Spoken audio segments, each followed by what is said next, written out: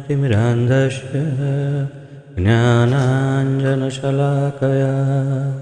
चक्षुरुन्मिलितं येन तस्मै श्रीगुरवे नमः। श्रीचैतन्यमनोभीष्टं स्थापितं येन भूतले स्वयं रूपकदा मह्यं ददाति स्वपदान्तिकं। वन्देऽहं श्रीगुरो श्रीयुतपदकमलं श्रीगुरुन् वैष्णवांश्च श्रीरूपं साग्रजातं सहगण रघुनाथान्वितं तं सजीवं साद्वैतं सावधूतं परिजनसहितं कृष्णचैतन्यदेवं श्रीराधाकृष्णपादान् सहगण ललिता श्रीविशाखान्वितांश्च। हे कृष्ण करुणा सिन्धु दीनबन्धो जगत्पते गोपेश गोपिकान्त राधाकान्त नमोऽस्तुते। तप्तकाञ्चन गौराङ्गी राधे वृन्दावनेश्वरी वृषभानुसुते देवी प्रणमामि हरिप्रिये। वाञ्छाकल्पतरुभ्यश्च कृपासिन्धुभ्य एव च पतितानां पावनेभ्यो वैष्णवेभ्यो नमो नमः। अनन्तकोटिवैष्णववृन्द की जय। नारायणं नमस्कृत्य नरं चैव नरोत्तमं देवीं सरस्वतीं व्यासं ततो जयमुदीरयेत्। शृण्वतां स्वकथा कृष्ण पुण्यश्रवणकीर्तनः हृद्यन्तस्थो यभद्राणि विद्युनोति सहृत्सतां। नष्टप्रायेषु अभद्रेषु नित्यं भागवत सेवया भगवति उत्तमश्लोके भक्तिर्भवति नैष्ठिकी। ॐ नमो भगवते वासुदेवाय। ॐ नमो भगवते वासुदेवाय। ॐ नमो भगवते वासुदेवाय। नमः ॐ विष्णुपादाय कृष्णप्रेष्ठाय भूतले श्रीमते जयपताका स्वामिन् इति नामिने। नमो आचार्यपादाय निताय कृपाप्रदायने गौरकथाधामदाय नगरग्रामतारिणे। नमः ॐ विष्णुपादाय कृष्णप्रेष्ठाय भूतले श्रीमते भक्तिवेदान्तस्वामिन् इति नामिने। नमस्ते सारस्वते देवे गौरवाणी प्रचारिणे निर्विशेषशून्यवादी पाश्चात्यदेशतारिणे। जय श्री कृष्ण चैतन्य प्रभु नित्यानंद श्री अद्वैत गदाधर श्रीवासादि गौरभक्तवृंद। हरे कृष्ण कृष्ण कृष्ण हरे हरे हरे राम राम राम हरे हरे। हरे कृष्ण कृष्ण कृष्ण हरे हरे हरे राम राम राम हरे हरे। हरे कृष्ण कृष्ण कृष्ण हरे हरे हरे राम राम राम हरे हरे।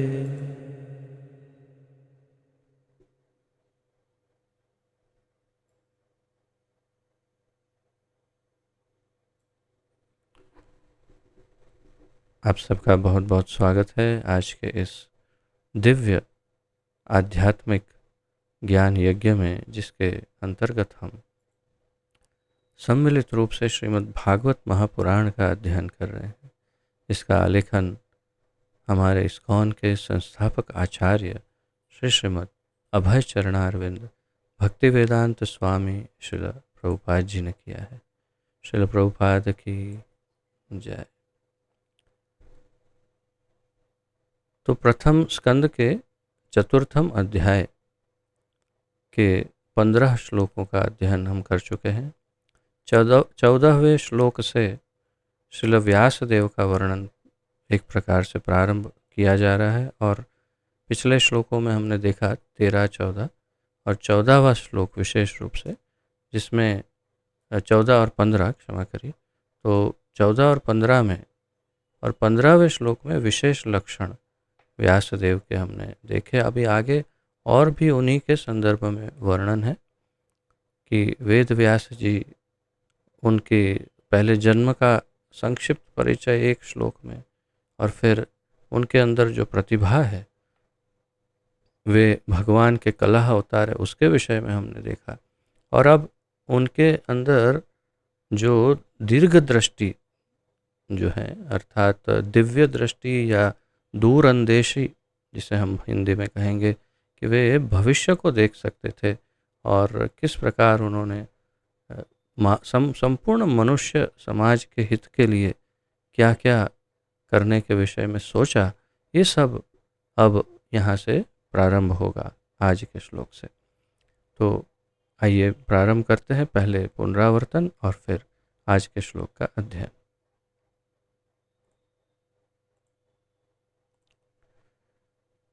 सब पढ़ पा रहे हैं स्क्रीन पर?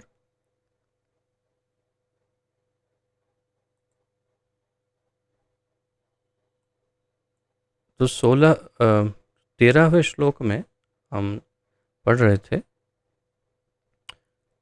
हम जानते हैं कि आप वेदों के कतिपय अंश को छोड़कर अन्य समस्त विषयों के अर्थ में पटु हैं, अतएव आप उन सारे प्रश्नों की स्पष्ट व्याख्या कर सकते हैं जिन्हें हमने आपसे पूछा है। ये शौनक ऋषि का अंतिम प्रश्न है और इसके पश्चात, और हमने इसमें सबसे महत्वपूर्ण क्या था कि सबसे महत्वपूर्ण ये है कि वेदों को न जानने वाले भी, परंतु श्रीमद् भागवत को जानने वाले सर्वाधिक महत्वपूर्ण होते हैं। वेदों को नहीं पढ़े तो कोई बात नहीं, अगर श्रीमद् भागवत को पढ़े हैं और उनका ज्ञान प्राप्त किया है तो भी वो सर्वोपरि ही है और उससे संपूर्ण कल्याण अवश्य होगा, बल्कि वे सर्वाधिक पूज्य भी हैं।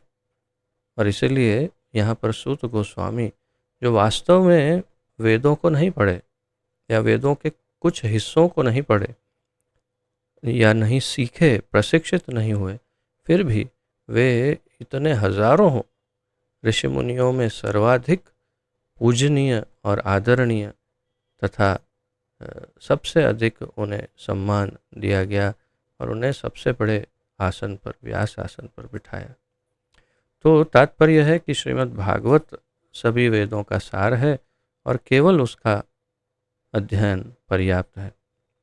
फिर सूत गोस्वामी कहना प्रारंभ करते हैं व्यासदेव का वर्णन। सूत गोस्वामी ने कहा, जिस समय द्वापर युग का त्रेता युग से अति व्यापन हो रहा था, तो वसु की पुत्री सत्यवती के गर्भ से पराशर द्वारा महान ऋषि व्यासदेव ने जन्म लिया। तथापि 15वें श्लोक में हमने पढ़ा, एक बार सूर्योदय होते ही उन्होंने, अर्थात व्यासदेव ने, सरस्वती नदी के जल से प्रातःकालीन आचमन किया और मन एकाग्र करने के लिए वे एकांत में बैठ गए। तो इस प्रकार हमने व्यासदेव के संक्षिप्त वर्णन को देखा और फिर हमने विस्तार से देखा था अन्य विचारधाराओं में क्या क्या शास्त्रों में श्लोक है व्यासदेव का वर्णन करते हुए, वो हमने पढ़ा था कल। तो अब व्यासदेव ध्यान में बैठ गए और व्यासदेव क्या देख पा रहे हैं ध्यान में और क्या उन्हें आभास, पूर्व आभास, अर्थात भविष्य में क्या होने वाला है और उसका क्या सॉल्यूशन है, क्या इसका निराकरण या किस प्रकार इसका समाधान किया जाए, वो सब अब सोचेंगे और ये सब वर्णन सूत गोस्वामी करते हैं। तो आज के श्लोक का अध्ययन प्रारंभ करते हैं। उच्चारण।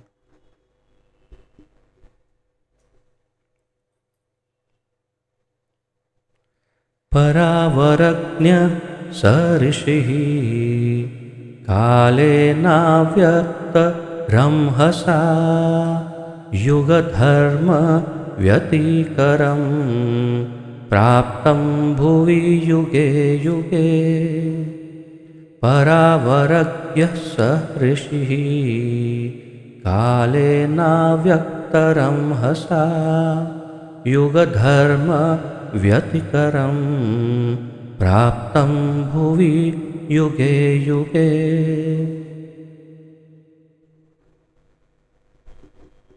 परावरज्ञः स ऋषिः काले ना व्यक्त रमहसा युगधर्म व्यतिकरम प्राप्तम भुवि युगे युगे। शब्दार्थ, पर अवर, परावर या पर अवर और ज्ञ, तो ज्ञ को अलग कर रहे हैं प्रभुपाद जी। भूत तथा भविष्य का ज्ञ जानने वाला, तो परावरज्ञ का अर्थ है भूत और भविष्य को जानने वाला, यानी त्रिकालदर्शी एक प्रकार से कह सकते हैं, या फिर और अधिक स्पष्ट कहें तो भूतकाल को जानने वाला और भविष्य काल को जानने वाला। तो इस पर यदि हम मंथन करें तो ये ऐसा विशेष सामर्थ्य किसे प्राप्त हो सकता है? तो सामान्य बुद्धि की बात है वैसे तो कि ये भूत भविष्य को जानने वाला केवल भगवान हो सकता है संपूर्ण रूप से। और क्योंकि हमने इससे पूर्व के श्लोक में पढ़ा कि वास्तव में ये भगवान के कलह अवतार अर्थात अंशा अवतार हैं, तो विष्णु तत्व ही है, और इसीलिए उनके पास ये शक्ति है, सामर्थ्य है कि वे भूतकाल तथा भविष्य काल को देख सकते हैं। सह वे या वह, यहाँ वह लिखा है वे, ऋषि ही व्यासदेव कालेन समय पाकर अव्यक्त अर्थात अप्रकट रमहसा महान शक्ति से युग धर्म युग के अनुरूप कार्य व्यतिकरम विसंगतियां या दोष। ये व्यतिकरम शब्द अतिक्रम ऐसे हिंदी में या गुजराती में भी है ये शब्द। अतिक्रम यानी कि अपनी सीमा को तोड़ करके उल्लंघन करना। तो व्यतिकरम अर्थात मूल रूप से इसका अर्थ ये है कि जो दोष अर्थात जो नहीं करना चाहिए ऐसा सब करने वाले उसे व्यतिकरम या व्यतिकर या अतिकरम जैसे हिंदी में भी है।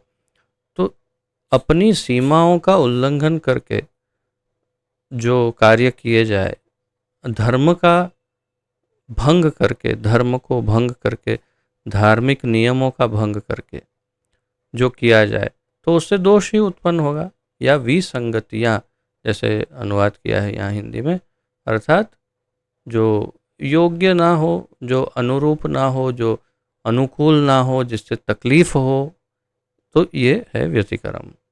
तो युग धर्म व्यतिकरम, तो युग के अनुरूप कार्य न करते हुए या युग धर्म का अतिक्रमण करके या उसका उल्लंघन करते हुए, इस प्रकार इसका पूरे का अर्थ बनता है। प्राप्तम, प्राप्त होने पर, भुवि पृथ्वी पर, युगे युगे विभिन्न युगों में। अब यहाँ पर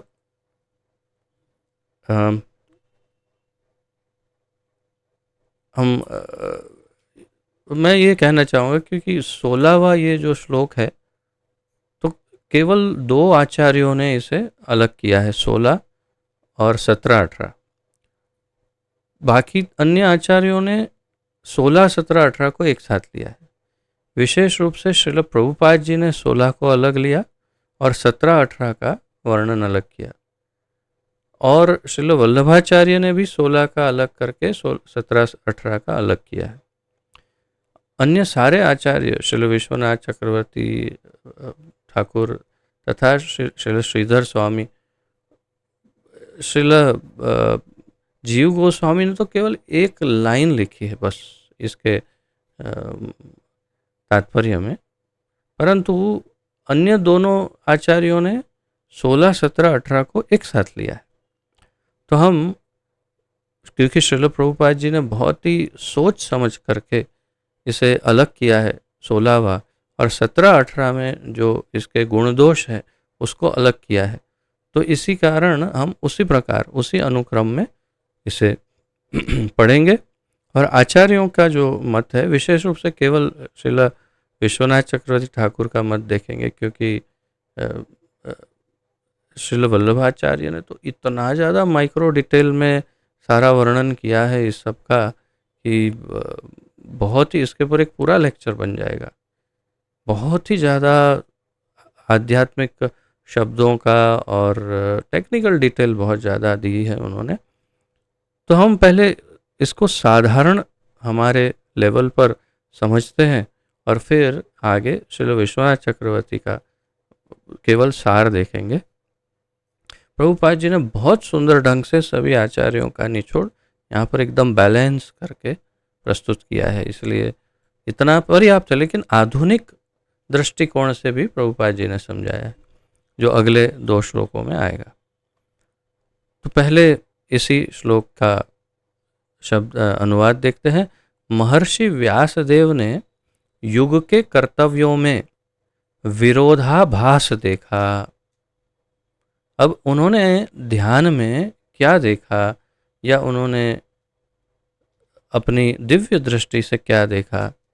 तो महर्षि व्यासदेव ने युग के कर्तव्यों में विरोधाभास देखा। अर्थात कि उन्होंने पहले ये देखा कि सत्य में, त्रेता में और द्वापर में जिस प्रकार, और फिर अब कलियुग जो आ रहा है उसमें तो भूतकाल भी देखा और भविष्य भी देखा। और उन्होंने देखा कि भूतकाल में सत्य युग में जिस प्रकार से अपने कर्तव्यों को, बल्कि यहाँ युग धर्म शब्द का प्रयोग है, तो जिस प्रकार अपने युग धर्म को पालन करते थे पूर्व काल में, उसमें थोड़ा सा कुछ अंतर आ गया त्रेता में, द्वापर में और अधिक अंतर आ गया, और भविष्य में देखा तो कलयुग में तो बहुत ही विसंगतियाँ, अर्थात बहुत अधिक मात्रा में लोग इसका पालन नहीं ही करते हैं और धर्म का बहुत ही तेजी से नाश हो रहा है, वो सब देख रहे थे। तो महर्षि व्यासदेव ने युग के कर्तव्यों में विरोधाभास देखा। कालक्रम में पृथ्वी पर अदृश्य शक्तियों के कारण विभिन्न युगों में ऐसा होता रहता है। और कालक्रम में, काल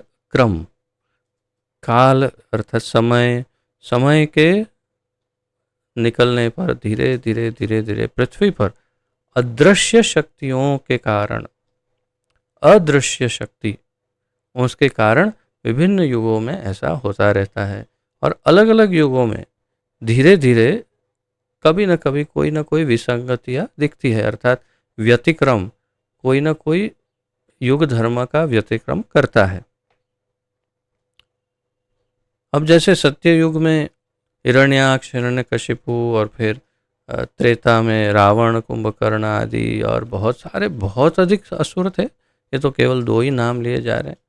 तथापि आगे भविष्य में अर्थात द्वापर युग में फिर हमने कंस और ऐसे बहुत ज़्यादा असुरों को देखा, और उससे भी अधिक फिर अब कलयुग में क्या कहें, कौन असुर नहीं है, या किसके अंदर वो आसुरी गुण नहीं कि जो अपने धर्म को, निज धर्म, युग धर्म को, या स्वधर्म को, या धार्मिक जो नियम है उनका उल्लंघन कौन नहीं कर रहा, यही प्रश्न पूछा जाए तो सबसे पहले हम अगर आत्मनिरीक्षण करेंगे, आत्मनिरीक्षण, सेल्फ स्टडी या इंट्रोस्पेक्शन जिसे अंग्रेजी में कहते हैं, तो आत्मनिरीक्षण करने पर तुरंत समझ में आएगा कि सबसे बड़ा असुर तो यहाँ पर साक्षात है कि जो अधिक से अधिक नियमों का भंग करते ही चले जा रहे। अभी भी जब आध्यात्मिक अब आप सबकी और हमारी, मेरी अपनी बात कर रहा हूँ कि हम आध्यात्मिक जीवन जीते हुए भी नियमों का पालन करना नहीं चाहते, और हमें बताए जाने पर भी हम उसका व्यतिक्रमण करते हैं, और कहने पर भी कि ये किया जाने से ये लाभ होगा, फिर भी हम नहीं करना चाहते हैं। ऐसा आसुरी स्वभाव है, भयानक। समझाने पर, केवल अगर मैं सामान्य बात करूं कि श्रील प्रभुपाद जी हमारे प्रमुख आचार्य हैं, हम सब श्रील प्रभुपादानुग है, अर्थात हम श्रील प्रभुपाद जी के ही छत्र छाया में विकसित हो रहे हैं हमारा आध्यात्मिक जीवन। और यदि हम श्रील प्रभुपाद जी द्वारा व्यक्त जो भी नियम है या उनके द्वारा उक्त या उनकी इच्छाएं समझो, उनका जो निर्देशन है केवल मात्र उतना ही यदि पालन करते हैं तो भी ये निश्चित है, एकदम 100% निश्चित है कि हम इस जीवन चक्र से मुक्त होकर भगवत धाम के सर्वोच्च स्तर अर्थात श्री गोलोक धाम का निवास प्राप्त कर सकते हैं और संपूर्ण रूप से हम सुखी और आनंदित हो सकते हैं केवल श्रील प्रभुपाद जी द्वारा बताए हुए नियमों का चुस्त पालन करने से। परंतु आज देखिए इस प्रकार से इतना अधिक इसमें अगर व्यतिक्रम हो रहा है, अगर आध्यात्मिक जीवन में विशेष रूप से मंदिर में और विशेष रूप से यहाँ श्री वृंदावन धाम में हमारे मंदिर में जब हम देखते हैं तो कई भक्त ऐसे पधारते हैं जो मूर्तिमान नियमों का व्यतिक्रम होते हैं। उनको देखते ही समझ में आता है कि ओ ये नियमों का भंग करने वाले मूर्तिमान प्रभु जी या माता जी हैं, जिनकी वेशभूषा इतनी अजीब है कि जो लगता है कि ये फैंसी ड्रेस कंपटीशन में है या क्या ये फैशन शो में चल रहे हैं या फिर मंदिर में चल रहे हैं, वो समझ पाना बहुत कठिन हो जाता है। और फिर सोचते हैं कि हमें तो बहुत लाभ मिलेगा, कैसे लाभ मिलेगा? उनका ध्यान तो केवल कोई हमारा वीडियो निकाले और हम हमारी चैनल इंस्टाग्राम पर यूट्यूब पर सब जगह प्रचलित हो जाए और सेल्फियाँ लें और बहुत सुंदर सुंदर साज सज करके आए और बस हाँ हाथ में माला जोली हो, गले में कंठी हो, तिलक भी हो, परंतु हम हृदय में क्या हो उससे क्या परवाह है।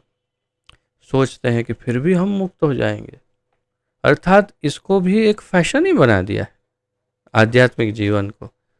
तात्पर्य यह है कि यदि हम व्यतिक्रम करते ही रहेंगे, अगर हम आचार्यों का अनुगमन शुद्धता से नहीं करेंगे तो क्या प्राप्त होगा? भगवान कहते हैं ये यथा माम प्रपद्यन्ते ताम तथैव भजाम्यहम्। तो फिर सामान्य बुद्धि की बात है कि जितना हम फॉलो करेंगे उतना ही हमें उसका फल प्राप्त होगा। विशेष रूप से हमारे आचार्य और गुरु की जो इच्छाएं और आज्ञाएं हैं उसका यदि हम 100% पालन करते हैं तो 100% फल मिलेगा। जितने परसेंट पालन उतने परसेंट का फल, जितना व्यतिक्रम उतने भयानक परिणाम, जितना हम उल्लंघन करके उनका अपमान करेंगे उतना भयानक फल भी प्राप्त हो जाएगा। ये निश्चित है, बिल्कुल सामान्य बुद्धि की बात है ये। अगर हम सोचें तो हमें स्वयं ही समझ में आ जाए। तो खैर ये सब देख पा रहे थे व्यासदेव और उन्होंने देखा कि कालक्रम में पृथ्वी पर अदृश्य शक्तियों के कारण विभिन्न युगों में ऐसा होता रहता है। अब यहाँ जो कालक्रम शब्द है तो काल के प्रभाव में या काल के समय के प्रभाव, श्रील वल्लभाचार्य ने इस पर बहुत ही अधिक व्याख्या की है, काल को इतना अधिक गहराई से समझाया है। और उनका ये मत है कि केवल भगवान श्री कृष्ण ही एकमात्र ऐसे हैं जो काल के बंधन में नहीं है। उनका ये स्टेटमेंट मुझे बहुत अच्छा लगा। उन्होंने कहा कि केवल भगवान है जो काल के बंधन में नहीं, अन्यथा जो कोई अन्य और जो भी है भगवान के अवतारों को छोड़कर, भगवान के स्वांश अवतार, तो अन्य जो कोई भी है या जो कुछ है सब कुछ काल क्रम के अधीन है, ऐसा उनका मतलब। बहुत टेक्निकली समझाया, डिटेल सब बहुत सारे अलग अलग पहलू समझाए। तो अब हम देखते हैं श्रील प्रभुपाद जी इसका तात्पर्य क्या दे रहे हैं। व्यासदेव जैसे ऋषि मुक्त आत्मा होते हैं, अतएव वे भूत तथा भविष्य को स्पष्ट देख सकते हैं। अतएव वे कलयुग में आने वालों की विसंगतियों को देख सके और तद अनुसार उन्होंने जन सामान्य के लिए ऐसा प्रबंध किया जिससे वे इस अंधकारमय युग में प्रगतिशील जीवन का अनुगमन कर सके।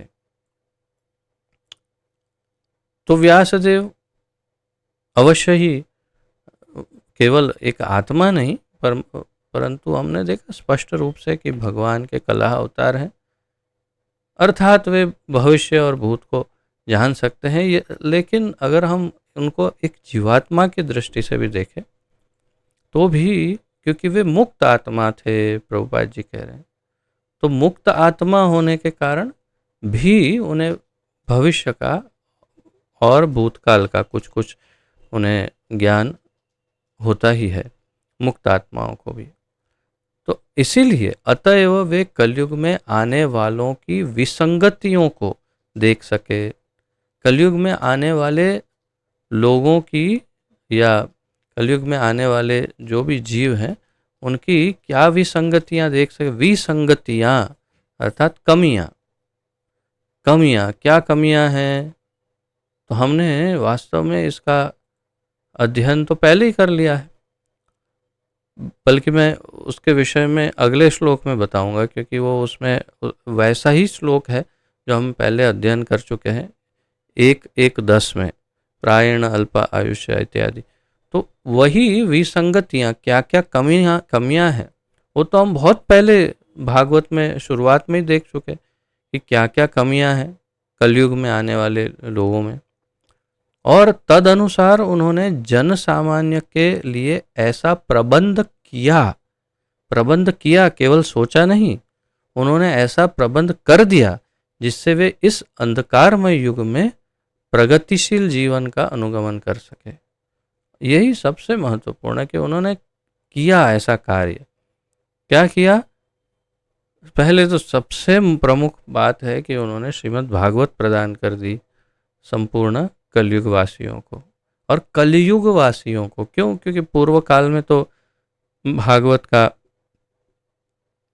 इस प्रकार ज्ञान प्राप्त नहीं था। इसी चतुर्युगी की बात करें तो इसी द्वापर युग में भी कहाँ किसको पता था भागवत का ज्ञान? केवल महादेव को पता था या कुछ कुछ मुक्त आत्माओं, बहुत ही सिद्ध आत्माओं को, भक्तों को, शुद्ध भक्तों को पता हो सकता है, परंतु जन सामान्य को केवल इस कलयुग में ही प्राप्त हुआ, और वो भी बड़ी आसानी से प्राप्त हो गया, और वो भी हमारे पतित पावन जगत गुरु श्रील प्रभुपाद जी की असीम करुणा से संपूर्ण जगत में अनेक भाषाओं में, लगभग सभी मुख्य भाषाओं में प्राप्त हो गया श्रीमद् भागवत।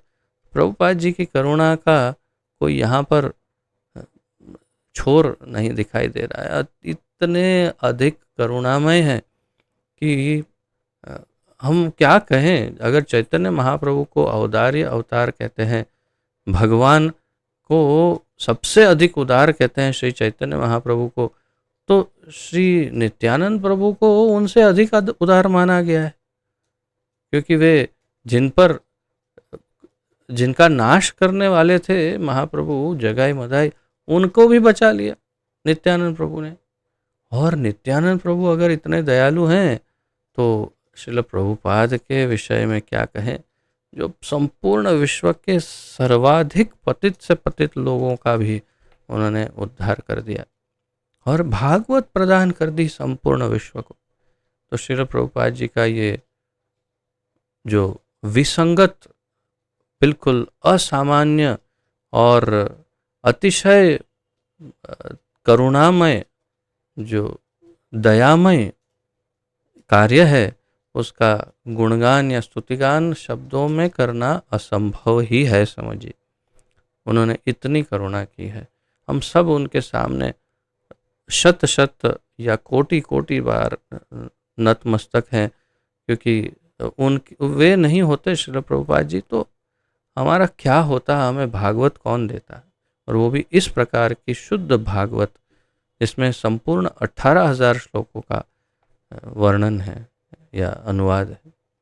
तो यहाँ पर उन्होंने सबसे मुख्य बात है कि ऐसा प्रबंध किया कलयुग के निवासियों के लिए। इस कलयुग के सामान्य लोग नाशवान पदार्थ के प्रति अधिक रुचि दिखाते हैं, प्रभुपाद जी कह रहे हैं। इस कलयुग में सबकी रुचि किस में है? नाशवान पदार्थ में रुचि है। किस में ज़्यादा इंटरेस्ट है? भौतिक वस्तुओं में, मोबाइल फ़ोन इत्यादि। केवल मोबाइल फ़ोन कहने से ही पर्याप्त हो जाता है, आगे तो क्या कहें। संपूर्ण नाशवान पदार्थों में बहुत रुचि है। और नाशवान क्यों? अब बस यही प्रश्न पूछिए कि अब तक आपने कितने मोबाइल बदल दिए अपने जीवन काल में। अब मोबाइल के प्रकटीकरण से, आविर्भाव दिवस से, मोबाइल के जन्म दिवस से अब तक कितने वर्ष बीते हैं? कुछ 10 वर्ष होंगे शायद, ऐसा अनुमान लगाते हैं। चलो 15 रख लो, तो 15 वर्ष अगर हुए, या 20 भी चलो मान लो, 20 साल हो गए मान। और हमारे पास सबसे पहला मोबाइल कब आया? तब से लेकर अब तक आपके पास कितने मोबाइल बदल गए, उसको देखिए। कितना भयानक नाशवान है ये, और कितना जल्दी हम अतृप्त हो जाते हैं उस उपकरण से, और कितना जल्दी दूसरा लाने की तैयारी में रहते हैं कि अरे और आधुनिक चाहिए, और इसमें अब 4G ख़त्म, 5G चाहिए, अब 6G का प्लान चालू हो गया सरकार का। तो तात्पर्य ये है कि हम तो इस नाशवान पदार्थ के पीछे हमेशा भागते रहते। वैसे ही और बहुत कुछ है, संपूर्ण हमारा जीवन इन नाशवान पदार्थों में है। अज्ञानता के कारण वे, यानी हम सब, जीवन निधि का मूल्य नहीं समझ पाते और आध्यात्मिक ज्ञान से आलोकित नहीं हो सकते। और अज्ञानता इतनी भयानक है, विषम है, इतनी कठोर है अज्ञानता इस कलयुग में, कि उसके कारण हम जीवन निधि, इस जीवन का जो सबसे महत्वपूर्ण जो सार है, जो जीवन का तत्व है मूल, वही नहीं समझ पाते। क्या है सबसे मूल तत्व? मैं ये शरीर ही नहीं हूँ, मैं एक जीवात्मा हूँ, और केवल अपने कर्मों के अनुसार, इच्छाओं के अनुसार ये शरीर प्राप्त किया हूँ, और पूर्व में अनेकानेक शरीर प्राप्त किए, छोड़ दिए, अनेकानेक संबंधी हुए, छोड़ दिए, और भविष्य में और क्या कितना होने वाला है जानता नहीं। परंतु यही मूल निधि यदि समझ में आ जाए, ये जीवन निधि की प्राप्ति हो जाए कि हाँ, मैं जीवात्मा हूँ, मैं शरीर नहीं, और मुझे ऐसे कर्म करने हैं जिससे मैं दोबारा जन्म ना लूँ, कैसे मुक्त हो सकूँ इस जीवन चक्र से, वो प्राप्त हो जाए तो फिर क्या चाहिए। और यही नहीं समझ पाते कलयुग के लोग। अब आप, मैं क्या बताऊं, इतना अधिक पतन हो चुका है। केवल 5,500 वर्ष बीते हैं, 4,32,000 वर्ष का कलयुग है। 4,32,000 में से केवल 5,500 वर्ष बीते हैं, और अभी भी इतना अधिक पतन हो गया है इस कलयुग के मनुष्य का कि क्या बताएं। बहुत समय पहले कोई YouTube में या कहीं पर कोई वीडियो देख रहा था कि किसी ने टेस्ट के लिए, परीक्षण के लिए, कि जन सामान्य में, जनता में हमारे शास्त्रों का कितना ज्ञान है। तो किसी ने इंटरव्यू लेना प्रारंभ किया, किसी को भी एकदम से रोकते और पूछते कि आप बताइए कि भगवान श्री रामचंद्र के कितने भाई थे? तो कोई कहता 2 भाई, कोई कहता 6, कोई 4, कोई 8, या कोई कहता कोई भाई नहीं थे। ऐसे भी लोग मिले। फिर कोई पूछता कि रामायण के विषय में बिल्कुल सामान्य ज्ञान पूछ रहे थे वे, कि राम के भाइयों का नाम बताइए। तो इसमें कोई कहता विभीषण नहीं, अच्छा रावण नहीं, ये ऐसे ऐसे जवाब देते और हमें बताते कि देखो तो सही, ये हमारी जनता भारतवर्ष की जनता, हिंदू जनता, और उन्हें श्री रामचंद्र का ही सामान्य ज्ञान नहीं है। क्या क्या होने जा रहा है हमारे भारतवर्ष को। भारतवर्ष छोड़ो तो फिर पृथ्वी की क्या बात करें। अर्थात सामान्य जन केवल 5,500 वर्ष में अगर धर्म के प्रति इतने ज़्यादा विमुख हो गए हैं कि उन्हें सामान्य ज्ञान ही नहीं, भगवान श्री रामचंद्र की पत्नी का नाम क्या है, ऐसे ऐसे जवाब मिले हैं कि हमें लगता था कि पत्थर उठा के मारे, क्या करे इसको। ऐसे ऐसे जवाब, ऐसे ऐसे भयानक जवाब तक प्राप्त हुए। और क्या कहें, वो वीडियो बस देखते ही बनता है कि आप यदि वो वीडियो देखो तो आपको शर्म भी आएगी और अत्यंत क्रोध भी आएगा, और ये भी लगेगा कि देखो दुर्भाग्य, हम लोग अभी तो प्रचार करने के लिए बहुत बड़ा ग्राउंड तैयार है हमारे सामने भारतवर्ष में, और अधिक पतन होता ही जा रहा है। तो अज्ञात कारण के वजह से ये जीवन के मूल्य को नहीं समझ पाते और आध्यात्मिक ज्ञान से आलोकित नहीं हो सकते। आलोकित, प्रकाशित, तो जीवन आध्यात्मिक ज्ञान कैसे मिलेगा जब इंटरेस्ट ही नहीं। इंटरेस्ट किस में है, जो इसके पहले की लाइन में कह दिया, पदार्थ में इंटरेस्ट है, भौतिक पदार्थ में, मोबाइल में, व्हाट्सएप में, फेसबुक, ये सब में, सोशल मीडिया में बहुत ज़्यादा इंटरेस्ट। घूमने फिरने में, विदेशों में जाने में और वहाँ के तौर तरीकों को अपनाने में, उसमें बहुत अधिक रुचि है। कपड़ों को छोटा करते जाने में, उसमें बहुत अधिक रुचि है। अपने नियमों का भंग करते जाने में, व्यतिक्रमण या अतिक्रम करने में बहुत अधिक रुचि है। अपने पूर्वजों और माता पिता आदि आदरणीय गुरुजनों का अपमान करने और उनका उल्लंघन, आज्ञाओं का उल्लंघन करने में बहुत अधिक रुचि है। जितना मुक्त हो सकते हैं वैसा मुक्त जीवन जीने में, कुत्ते बिल्ली जैसा जीवन जीने में बहुत अधिक रुचि है। तो फिर आध्यात्मिक आकर्षण कैसे होगा कि भाई मैं जीवात्मा हूँ। क्या जीवात्मा हूँ, अरे जीवन एक मिला है और इसे जियो मजे से एकदम। जैसे चार्वाक ऋषि कहते हैं, ऋणम कृत्वा घृतम पिबेत भस्मीभूतस्य देहस्य कुतः पुनरागमनो भवेत। जो चार्वाक ऋषि, इन सभी के जो गुरुदेव हैं, ये सभी लोगों के, वे कहते थे कि भस्मीभूतस्य देहस्य, ये जब देह भस्मीभूत हो जाएगा तो कुतः पुनरागमनो भवेत, कहाँ दोबारा आना है किसको मालूम है, क्या है क्या नहीं। जब जल गया शरीर तो सब खत्म। मैं जीवात्मा हूँ और मैं दूसरे शरीर में आऊँगा, ये बात तो मालूम ही नहीं है। तो और इसकी चिंता और किसने देखा है। इसलिए क्या करो, ऋणम कृत्वा घृतम पिबेत। अब ऋण करो, दूसरों से उधार ले आओ पैसे और जलसा करो, जलसा मजे करो, घी लाओ पियो मजे से, सुखी रहो। ये चारवाक ऋषि का जो ज्ञान है, यही आप देखिए कितने चारवाक घूम रहे हैं। पूरा विश्व आपको चारवाकों से भरा हुआ दिखेगा। ये बस हालत है अब। तो इसलिए आलोकित नहीं हो सकते।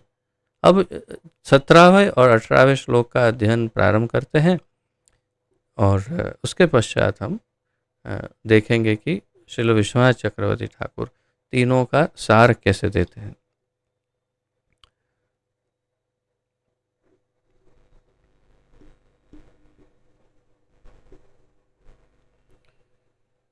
भौतिकानां च भावानां शक्तिह्रासं च तत्कृतम् अश्रद्धानानिः सत्त्वान् दुर्मेधान् रसितायुषः दुर्भगांश्च जनान् वीक्ष्य मुनिर्दिव्येन चक्षुषा सर्ववर्णाश्रमाणां यत् दध्यौ हितममोघदृक् भौतिकानां च भावानां शक्तिह्रासं च तत्कृतम् अश्रद्धधानान्निःसत्त्वान् दुर्मेधान् रसितायुषः दुर्भगांश्च जनान् वीक्ष्य मुनिर्दिव्येन चक्षुषा सर्ववर्णाश्रमाणां यत् दध्यौ हितम् अमोघदृक्।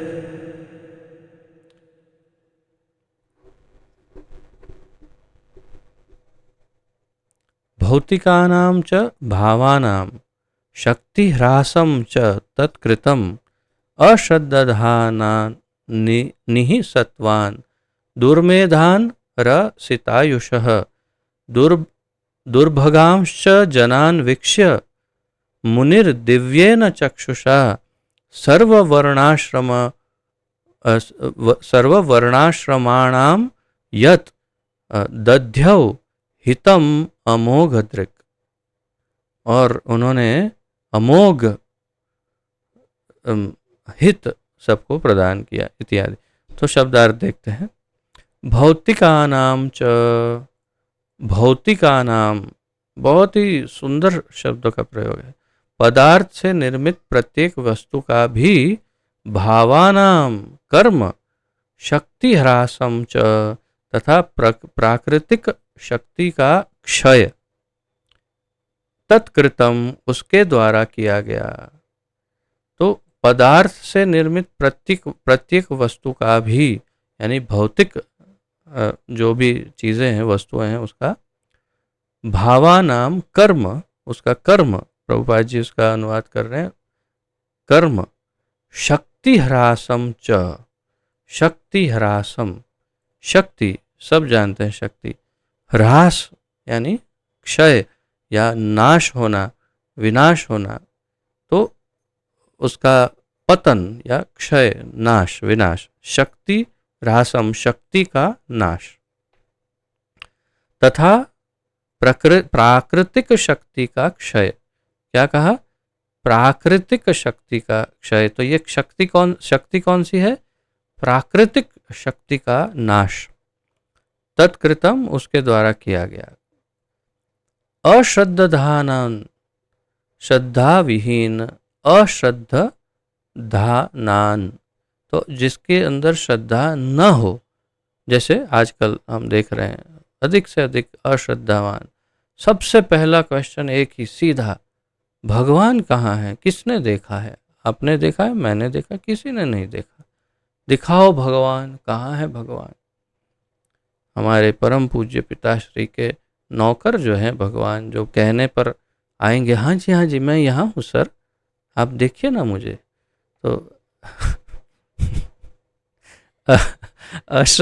अश्रद्धानान, इस प्रकार के श्रद्धा विहीन, निसत्वान, सतोगुण के अभाव के कारण अधीर।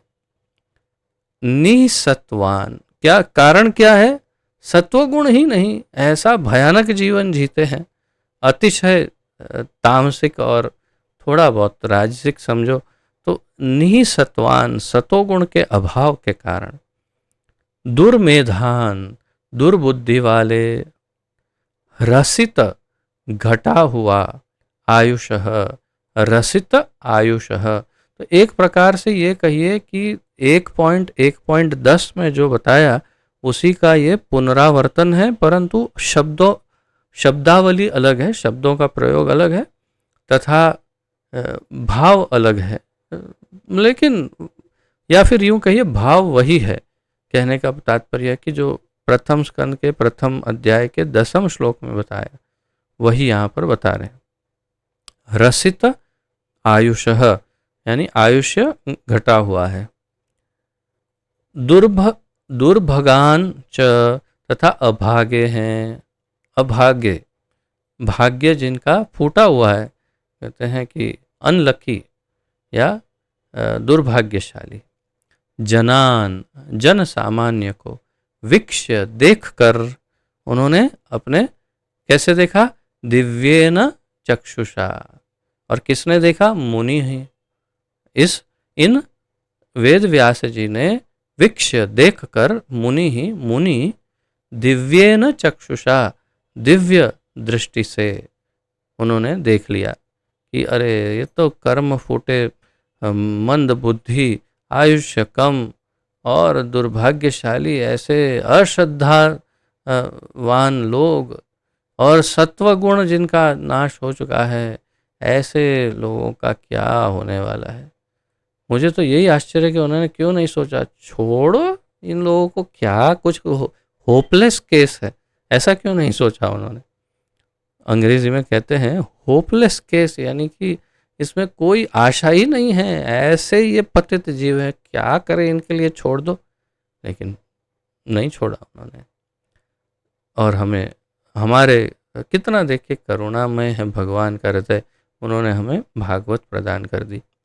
चक्षुषा, दिव्य दृष्टि से, सर्व समस्त वर्ण आश्रम, तो वर्णाश्रमाणाम, जीवन के समस्त स्तरों तथा आश्रमों का प्रभुपाद जी इस प्रकार अनुवाद कर रहे हैं।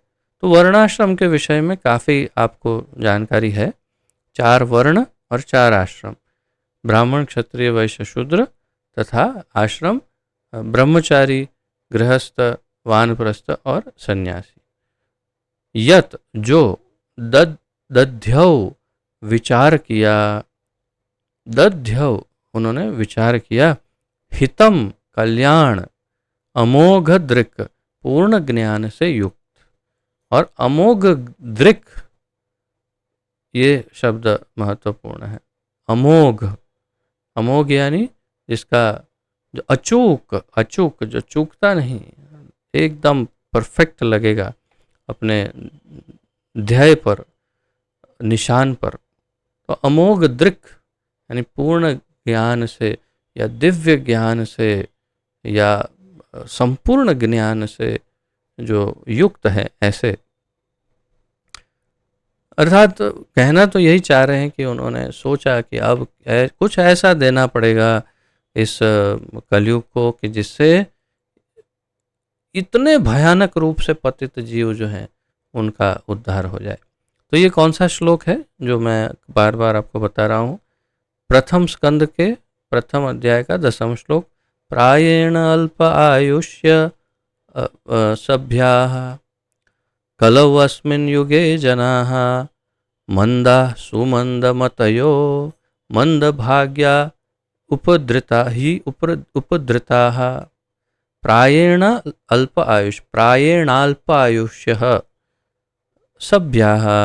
तो प्रायेण अल्प आयुष्य, पहले तो आयुष्य बहुत कम है या तो बहुत ही नहीं के बराबर, और आगे भविष्य में अन्य भविष्य पुराण आदि बहुत सारे शास्त्रों में बताया है कि और घटता जाएगा आयुष्य, और कम होता जाएगा, बहुत कम हो जाए।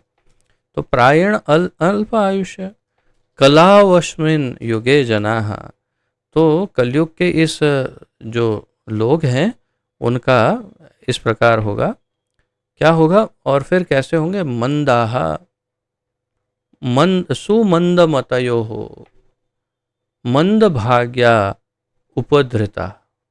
इसका वर्णन हम पहले ही कर चुके हैं, इसलिए अधिक लंबा नहीं कर रहा हूँ। लेकिन अत्यंत दुर्भाग्यशाली, मंदबुद्धि, आलसी और छलते हैं दूसरों को, स्वयं छले जाते हैं, इस प्रकार के बिल्कुल जिसको व्यर्थ कहते हैं, वेस्टेज, इस प्रकार के लोग होंगे कलयुग में।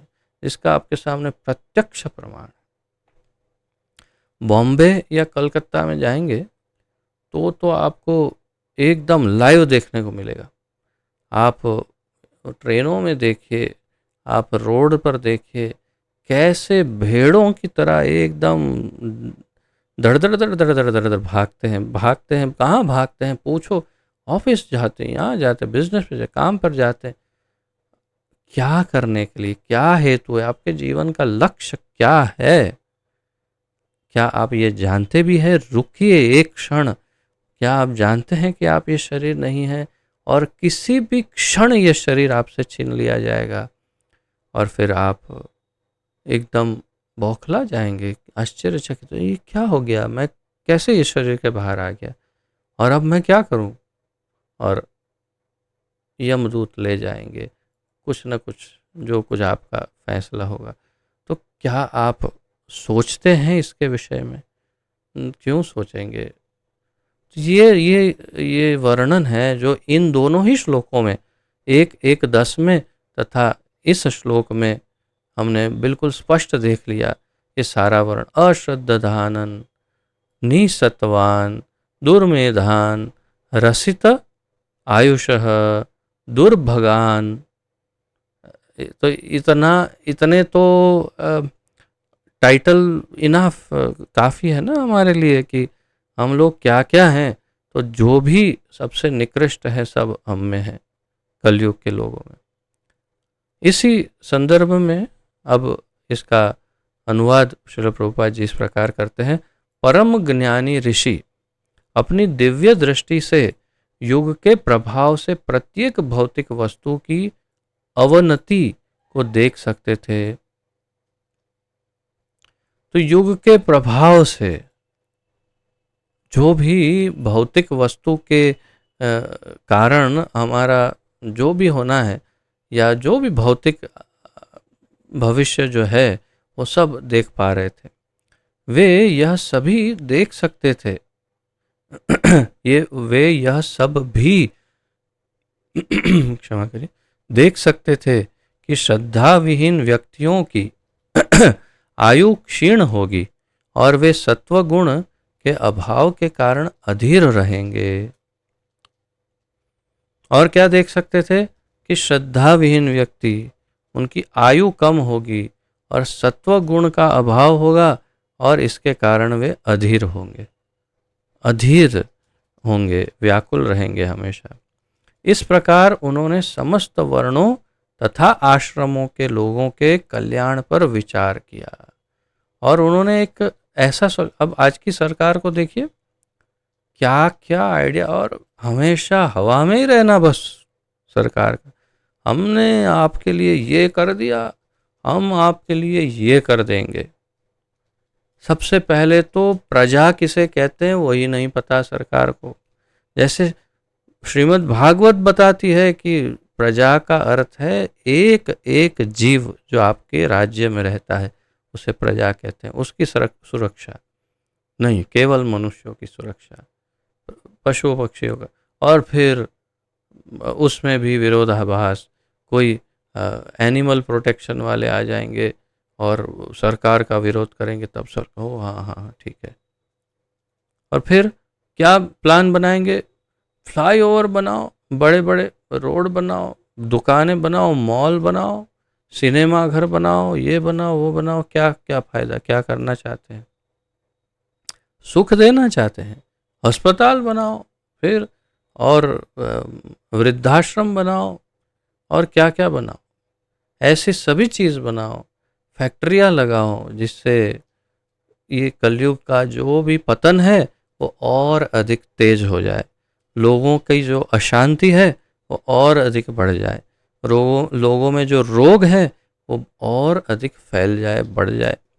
ऐसी सभी व्यवस्था करो और फिर सोचते हैं हमने तो अच्छा ही सोचा था, ये क्या हो गया? पर कैसे सोचा था? अपनी इतनी सी बुद्धि से सोचा था। अगर शास्त्रों से ज्ञान प्राप्त करते तो ऐसा नहीं होता। तो इस प्रकार उन्होंने समस्त वर्णों और आश्रमों का जो कल्याण किया, जो कल्याण के विषय में सोचा, इसी अनुसंधान में कह रहा हूँ कि क्या सरकार सभी वर्णों और सभी आश्रमों का हित सोचती है या सिर्फ किसी एक वर्ग के विषय में अधिक सोचती है, दूसरे वर्ग को छोड़ देती है? धनिकों का क्या, या तो गरीबों का क्या, तो गरीब ही गरीब, और बस ओबीसी लगाओ, बैकवर्ड कास्ट, एससी एसटी लगाओ, ये लगाओ और उनको आगे पहुंचाओ और ब्राह्मणों को पीछे धकेल दो। बहुत बढ़िया कर रहे हो। और फिर कोई आ जाएगा हमारे समाज को ओबीसी में डालो। क्यों? क्योंकि उसी में फ़ायदा ही फ़ायदा है। तो फिर ब्राह्मण को भी ओबीसी में डाल दो ना, बेचारे वो क्यों रह जाए। और कुछ ब्राह्मण, नहीं नहीं हम ओबीसी में कैसे जा सकते हैं, हम तो ब्राह्मण हैं। अच्छा, कितना वेद जानते हो भाई? नहीं वो नहीं जानते। कितने मंत्र आते हैं? नहीं वो नहीं आते। जनेऊ पहनिए? हाँ टूट गई थोड़े दिन पहले, वो कुछ नहीं। अच्छा, चोटी रखते हो? अरे क्या बात करते हो, आज के युग में कोई चोटी रखता है क्या? ओह, तो फिर आप ब्राह्मण ही हो, सही है। और आप रहो पीछे उन ओबीसियों से। ये है हमारे सरकार का प्लानिंग। और चाहते हैं कि सब सुखी हो। और वेद व्यास जी ने वास्तव में सारे वर्णों, सारे आश्रमों का कल्याण सोचते हुए उन्होंने सिर्फ एक श्रीमद् भागवत प्रदान कर दिया, जिससे सब का कल्याण हो जाए, कोई बाकी ना रहे। हमने देखा ना पूर्व श्लोकों में कि कोई ऐसा वर्ण या आश्रम नहीं जो भागवत का अध्ययन ना कर सके। सबके लिए छूट है, सभी इसका अध्ययन कर सकते हैं और लाभान्वित हो सकते हैं। यही वास्तविक उपाय है सभी का हित करने का। जैसे समहिता, तो ये समहिता है भागवत, जिससे सबका हित होगा। और हमारे जो सरकार या जो भी प्रशासक हैं वो क्या करते हैं, संविधान निकालते हैं, लेकिन इसमें शोधन करना पड़ता है, परिवर्तन करना पड़ता है, क्योंकि अपूर्ण है, मनुष्य की बुद्धि से सोचा हुआ है। तात्पर्य, काल की अप्रकट शक्तियां इतनी प्रबल होती है कि वे सारे पदार्थ को समय आने पर विस्मृति के गर्भ में डाल देती है। सबसे महत्वपूर्ण बात, काल की अप्रकट शक्तियां, जैसे इस श्लोक में बताया, शक्ति ह्रासम, शक्ति ह्रासम, तो किसकी शक्तियों का ह्रास? काल की अप्रकट शक्तियां इतनी प्रबल होती है कि वे सारे पदार्थ को समय आने पर विस्मृति के गर्भ में डाल देती है।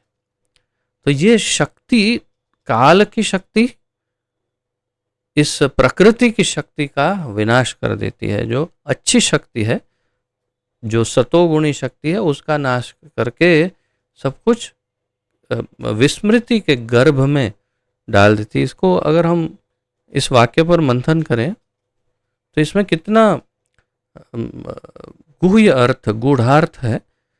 और ये काल की अप्रकट शक्तियां, तो काल, समय ही सबसे अधिक बलवान है। जैसे श्रील वल्लभाचार्य जी का मत है, काल की शक्ति से कोई नहीं बच सकता सिवाय भगवान के। तो काल की अप्रकट शक्तियां, क्यों? क्योंकि दिखाई कहाँ देती है, बस आपकी स्मार्ट या ओवर स्मार्ट वॉच के अंदर समय दिखाती है। वो समय आप समझते वही समय है, नहीं, काल, काल को भूल जाते हैं, समय नहीं, काल। और काल की अप्रकट शक्तियां इतनी प्रबल होती है, प्रभुपाद जी कह रहे हैं, कि वे सारे पदार्थ को, जो भी पदार्थ है आसपास में, उसको आने वाले पदार्थ को समय पर विस्मृति के गर्भ में, विस्मृति के गर्भ में डाल देती है, अर्थात भूल जाते हैं सब।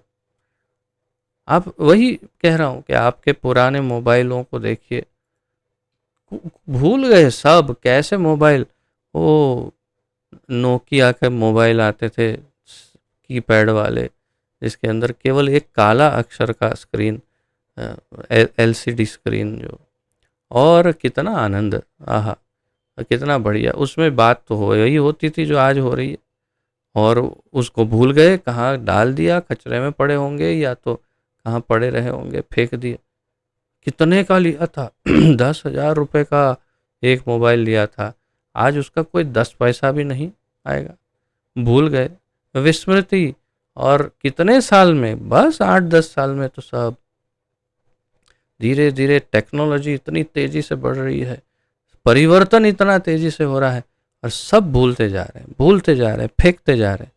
और फिर अचानक 50 वर्ष, 30, 40, 50 वर्ष के बाद एकदम से वही कोई निकालेगा, बोलेगा एंटीक, ओह ये तो बहुत ही पुराना है, अच्छा कितना मिलेगा, इतना 1 करोड़, लीजिए एंटीक है, ये तो पूर्वज इस्तेमाल करते थे।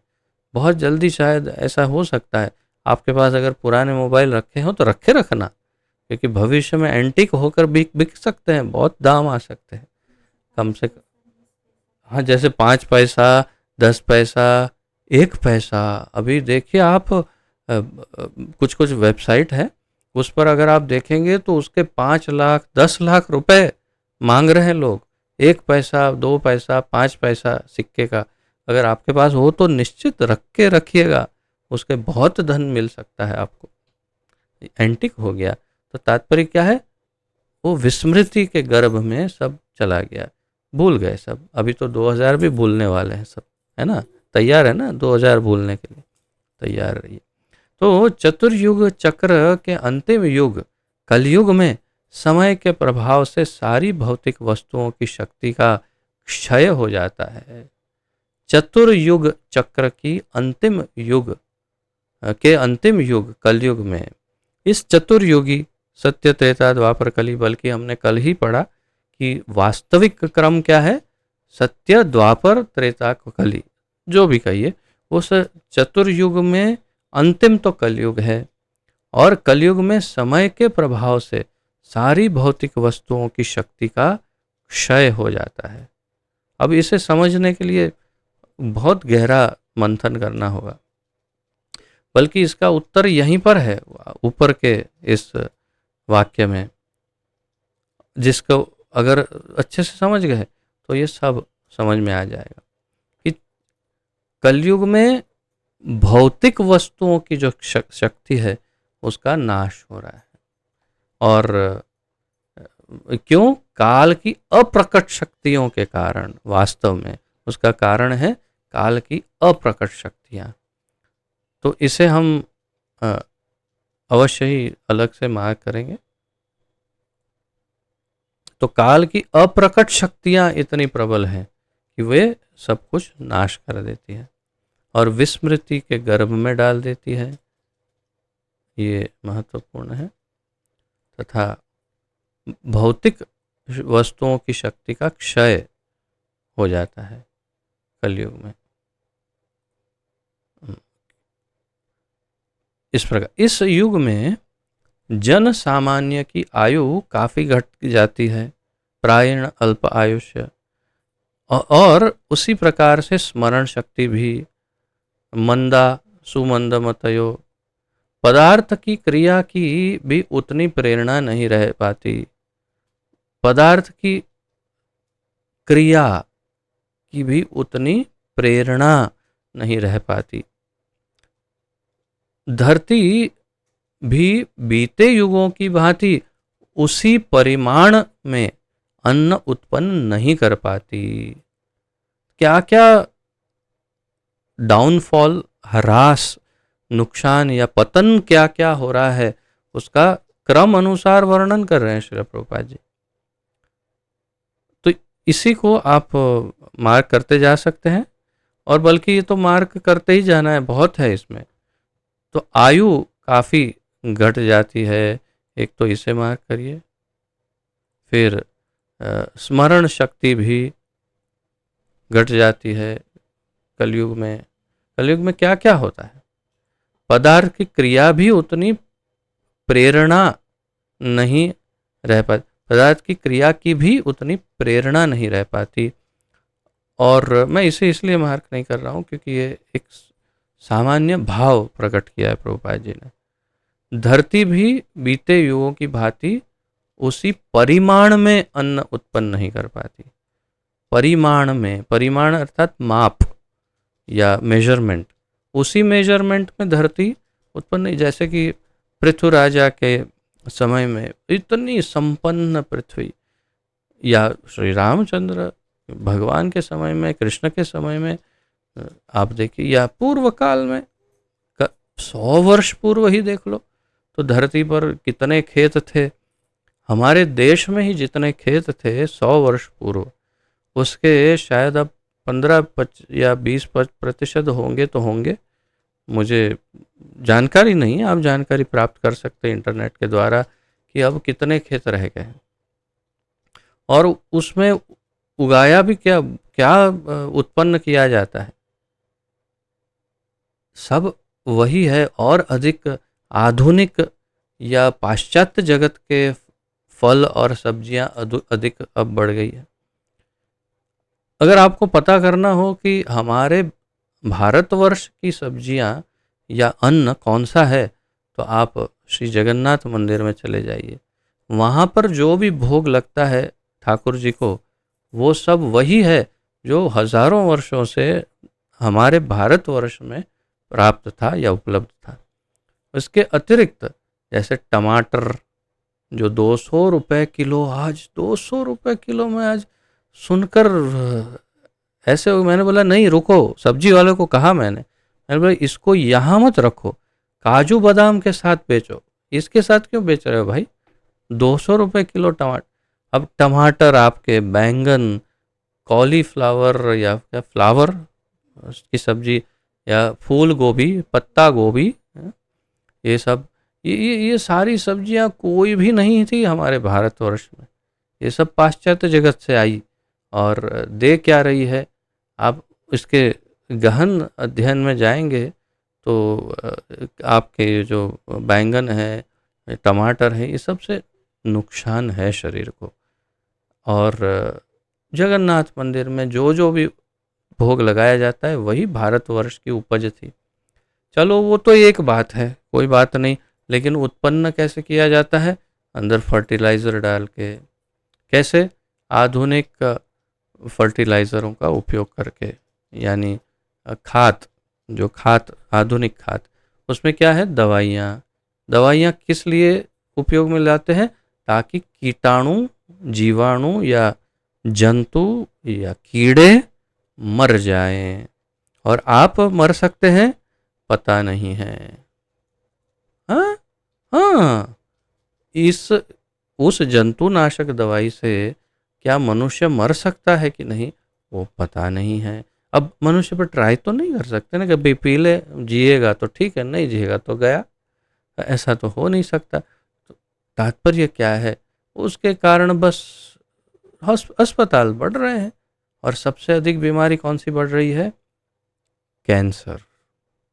इन्हीं फर्टिलाइजर्स के कारण कैंसर की बीमारी इतनी अधिक बढ़ रही है कि पंजाब में देखिए, कैंसर ट्रेन नाम की एक ट्रेन है जो, जिसमें सिर्फ कैंसर के ही पेशेंट ऊपर छत पर बैठते हैं, अंदर तो जगह नहीं होती, छत पर बैठते हैं। इतने, मैंने कुछ समय पूर्व वीडियो देखा था, इतने कैंसर के लोग ट्रीटमेंट कराने के लिए दूसरे स्थान पर जाते हैं। क्यों? क्योंकि संशोधन किया गया कि जितना फर्टिलाइज़र इस्तेमाल करना चाहिए उससे 200, 300 गुना अधिक भी लोग इस्तेमाल करते हैं, सिर्फ इसलिए ताकि कीड़े न लगे, अच्छा बड़ा सब्जी का वो ये मिले और अच्छे पैसे मिले, और उस पैसे से क्या करेंगे, कैंसर की ट्रीटमेंट, और क्या करेंगे। ऑर्गेनिक यानी सजीव खेती से उत्पन्न जो मिले वो प्राप्त कर सकते हैं और अपने ठाकुर जी को भोग लगा सकते हैं, तो उत्तम है। भोग ठाकुर जी को क्या खिलाते हैं आप, जहरी पदार्थ, और फिर सोचते हैं कि हम प्रसाद ही खा रहे हैं। लेकिन सोचिए कि क्या आप भगवान को जैसा चाहिए वैसा भोग लगा रहे हैं। थोड़ा सा धन अधिक खर्च होगा, या डबल समझो, अगर 100 रुपये का है 200 का मिलेगा, लेकिन ऑर्गेनिक लाइए और ठाकुर जी को ऑर्गेनिक का भोग लगाइए, और देखिए कि जीवन कैसा बहुत ही मधुर रहेगा, और बड़ी बड़ी जो बीमारियां हैं कैंसर आदि जैसी, उनसे जितना संभव, यथासंभव बच पाएंगे। ये अभी जागृत हो गए तो हो गए, नहीं तो गए तो गए।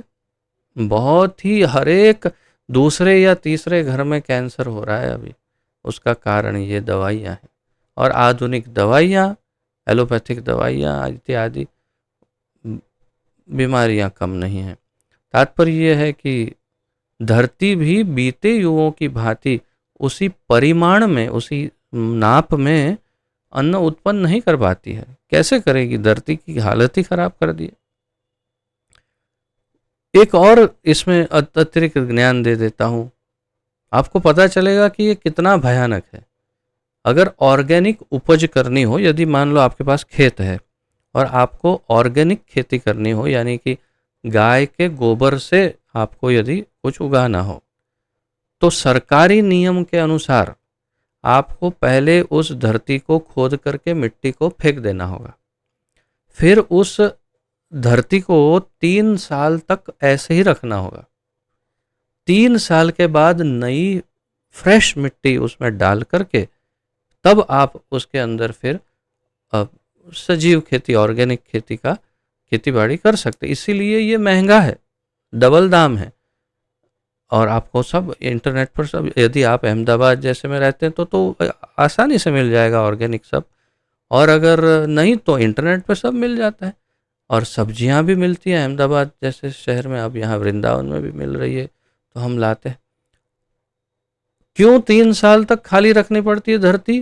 क्योंकि उसके अंदर इतना जहर फैल चुका है उस फर्टिलाइज़र का, कि जिसके कारण अगर तुरंत उसमें खेती शुरू करेंगे ऑर्गेनिक, तो भी फ़ायदा नहीं होगा, वो जहर उसमें चढ़ जाएगा। इसीलिए तो तात्पर्य ये है कि इतना भयानक है भाई, ये सामान्य नहीं है। जागिए और अपने आप को बचाइए और दूसरों को भी बचाइए, उनको भी बताइए। और कम से कम एक भौतिक जो भयानक शक्ति है उससे तो बचिए कम से कम। गायें भी पूर्व युगों की भांति दूध नहीं देती, गाय भी दूध नहीं दे पाती। अब गाय कैसे? अब गाय तो पहले शुद्ध रही नहीं। आप देखिए बाहर गैयाओं को, शुद्ध भारतीय नस्ल की गाय दिखती किधर है? सब तो क्रॉस ब्रीड हाइब्रिड हो गया सब। जैसे जर्सी गाय, सबसे पहले जर्सी गाय आई, अब तो जर्सी भी प्योर नहीं दिखती, क्योंकि जर्सी और भारतीय सब इतना मिक्स हो गया कि। और यदि कोई गिर गाय की बात करें एकदम शुद्ध नस्ल की, तो लाखों, हजारों लाखों रुपए की आती है एक गाय, क्योंकि मिलती नहीं है, लाखों देने पर भी नहीं प्राप्त होती है गाय, शुद्ध गाय। तब फिर अब उसके दूध का क्या? दूध बढ़ाने के लिए जर्सी गाय को लाए, लेकिन उस गाय के तत्व में, यदि मैं इस पर लेक्चर दूंगा तो पता नहीं भागवत पर कब बोलूंगा। ये सब संशोधन इतना अधिक किया है भौतिक मैंने, कि ये सब आप स्वयं संशोधन कर सकते हैं। भारतीय गाय के दूध में जो तत्व है वो विदेशी या जर्सी गाय के दूध में वो तत्व नहीं है। इसीलिए फिर सरकार ने कहा A1 मिल्क और A2 मिल्क। A2 यानी देशी गाय का दूध, और उसमें ऐसे तत्व है जो मनुष्य का हर तरह से बहुत ही आध्यात्मिक उन्नति भी हो सकती। लेकिन एक और प्रॉब्लम है, गौशालाओं में जबरदस्ती उसका दूध निकाल लिया जाता है, जो वास्तव में बछड़ों के लिए है। तो इससे गाय का श्राप लगता है और उसे हिंसा दूध कहा जाता है। और फिर मार्केट में मिलता है अहिंसा मिल्क, यानी कि जिसमें बछड़ों को पिलाया जाता है और जो बच जाता है वही दूध मनुष्य को दिया जाता है। शास्त्रों के अनुसार गाय का 50% दूध बछड़ों के लिए है, 50% मनुष्य के लिए। इस प्रकार शुद्ध दूध कहाँ मिलता है? तो बात तो बिल्कुल सही कह रहे हैं प्रभुपाद जी, गाय भी पूर्व युगों की भांति दूध नहीं देती, और देती है तो कैसा दूध? उनके हाई लेकर के दूध निकाला जाता है। आधुनिक जगत में तो मशीन है जो उनके आंचलों से दूध निकालते हैं, मशीन, और उसमें इतनी पीड़ा होती है, उसमें कई बार खून मिल जाता है उनका, और वो डिब्बों में पैक कर करके पीते हैं लोग। और ये सत्य है कि कुछ शहरों में जब बच्चों को पूछा गया कि दूध कहाँ से आता है, तो उन्होंने कहा डिब्बे से या बॉटल से या वो बैग से। कौन देता है? दूध वाला। अच्छा, गाय? पता नहीं है गाय दूध देती है, पता ही नहीं है। ऐसी अवस्था है। ये है कलयुग का प्रभाव। शाकों तथा फलों का भी उत्पादन पहले से कम होता जा रहा है। अब शाकों की मैंने एक ऑर्गेनिक बात तो आपको कर दी, दूसरी और एक बात है जीएम। मैं कह रहा हूँ ना, इस पर मैं आपको लेक्चर अगर दूंगा तो भागवत पर क्या कहूँगा। जीएम यानी जेनेटिकली मॉडिफाइड, अर्थात एक सामान्य फल अगर मान लो इस प्रकार का इतना साइज का हो रहा है, तो उसको बड़ा दिखने, सुंदर दिखने के लिए उसके अंदर जेनेटिक मॉडिफिकेशन, अर्थात ऐसा वैज्ञानिक उसके अंदर परिवर्तन किया है कि जिसके द्वारा ऐसी दवाइयाँ उसमें डाली गई है जिससे वो फल एकदम बड़ा और सुंदर और ताज़ा और अधिक समय रहने वाला होता है। जैसे हम यहाँ वृंदावन से ऑर्गेनिक सब्जी लाते हैं तो मुश्किल से कुछ दिन रहती है सब्जियाँ, जल्दी से खराब हो जाती है। क्यों? क्योंकि एकदम शुद्ध है और जल्दी कीड़े उसमें लग जाते हैं। आपकी जो मार्केट से लाई हुई सब्जी क्यों जल्दी खराब नहीं होती? क्योंकि उसमें दवाई पड़ी है और दवाई वाला कीड़ा खाता नहीं, तो रह जाती है, और वो दवाई आप खाते हैं और रोग उत्पन्न होते हैं। तो ये जेनेटिकली मॉडिफाइड सब्जियां, बड़े बड़े फल, बड़े बड़े सब, और उससे क्या होगा शरीर का आप समझ सकते हैं। इस प्रकार सारे जीव, चाहे मनुष्य हो या पशु, प्रचुर मात्रा में पौष्टिक भोजन नहीं पाते, और पौष्टिक भोजन मिलता नहीं, फिर विटामिन की गोलियां खाते हैं। जीवन के अनेकानेक आवश्यकताओं की चाहत के कारण स्वाभाविक रूप से आयु घट जाती है, स्मरण शक्ति कम हो जाती है, बुद्धि अल्प हो जाती है, और पारस्परिक व्यवहार में दिखावा आ जाता है। प्रभुपाद जी कितना सुंदर ढंग से ये सब कुछ वर्णन कर रहे हैं, ये पूरा ही मार्क करने योग्य है, बहुत ही महत्वपूर्ण है। ओ इसे तो इस प्रकार सारे जीव या मनुष्य या पशु पौष्टिक भोजन नहीं प्राप्त करते। पशुओं को भी क्या मिलता है, कैसा घास क्या खाते हैं, बिल्कुल अपौष्टिक। और जीवन की अनेक अनेक, अब गौशालाओं में देखो कैसी सूखी पड़ी है गाय, सबकी दुर्दशाएं, पर्याप्त भोजन नहीं मिलता, पर्याप्त क्या कहें, दुख ही दुख है सब जगह। और अनेकानेक आवश्यकताओं की चाहत के कारण स्वाभाविक रूप से आयु घट जाती है। आयु क्यों घट जाती है? जीवन की अनेक आवश्यकताएं ऐसी कि जो अनावश्यक हैं, वास्तव में जो प्रभुपाद जी शायद यहाँ उस बात को कहना चाहते हैं, अनावश्यक आवश्यकताएं, अनेकानेक अनावश्यक आवश्यकताएं हैं जिसके चाहत के कारण स्वाभाविक रूप से आयु घट जाती है। प्रेशर, टेंशन, स्ट्रेस, एंजाइटी और डिप्रेशन, बस, और उसके कारण आयु घट जाती है। बोले बहुत एसिडिटी होती है, जलता है, यहाँ होता है, पर टेंशन है, बहुत है, तो फिर पहले टेंशन ख़त्म करो, उसके बाद एसिडिटी ख़त्म हो जाएगी और अंदर से जलना बंद हो जाएगा। ये तो एक उदाहरण दिया, क्या क्या बीमारियां, ब्लड प्रेशर, शुगर, ये वो क्या क्या नहीं उत्पन्न होता, साइकोलॉजिकल प्रॉब्लम्स, अनेक मानसिक बीमारियां, ऐसी ऐसी बीमारियां। अब अभी अभी का उदाहरण देखा, डिप्रेशन में क्या क्या कर लेते हैं लोग। तो स्मरण शक्ति कम हो जाती है। स्मरण शक्ति के विषय में तो क्या कहें, ऐसे ऐसे उदाहरण हैं कि मैं बता नहीं सकता। बहुत ही आश्चर्यजनक ढंग से स्मरण शक्ति भी क्षीण होती जा रही है। बुद्धि तो क्या कहें, पूछो आप, आपकी बुद्धि, मेरी बुद्धि तो सबसे ज़्यादा है, वाह भाई वाह। बुद्धि अल्प हो जाती है और पारस्परिक व्यवहार में दिखावा आ जाता है, और हम एक दूसरे के साथ जिस प्रकार व्यवहार करते हैं उसमें दिखावा अधिक है। प्रेम या भाव, भावना, वास्तविक भाव बहुत कम है, दिखावा अधिक है। हाँ हाँ, हम तो आपके लिए ये कर देंगे, ये कर देंगे, ये कर देंगे। और फिर जब वास्तव में करने की बारी आती है तो बहुत ही इसका अनुभव हम सबको होता है।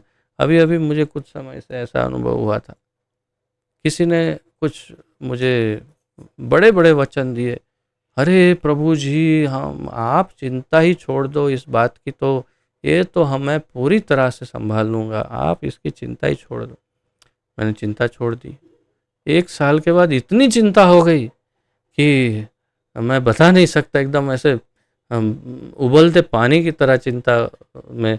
फिर मैंने बोला प्रभु जी आप बताइए क्या, आपने बोला था चिंता छोड़ दो ये। बोले अच्छा, मैंने आपने चिंता छोड़ दी, मैंने वो विषय ही छोड़ दिया, तो डुबा दिया पूरा।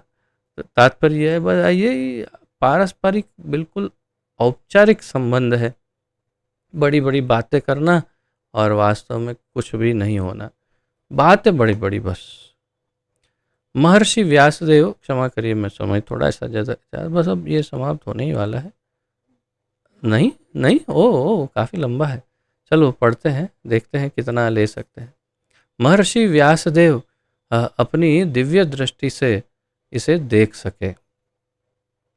जिस प्रकार कोई ज्योतिष मनुष्य के भाग्य को देख सकता है या ज्योतिर्विद्या चंद्र तथा सूर्य ग्रहणों की भविष्यवाणी कर सकता है, उसी प्रकार शास्त्रों के भीतर झांक सकने वाले मुक्तात्मा सारी मानवता का भविष्य पहले से बता सकते हैं।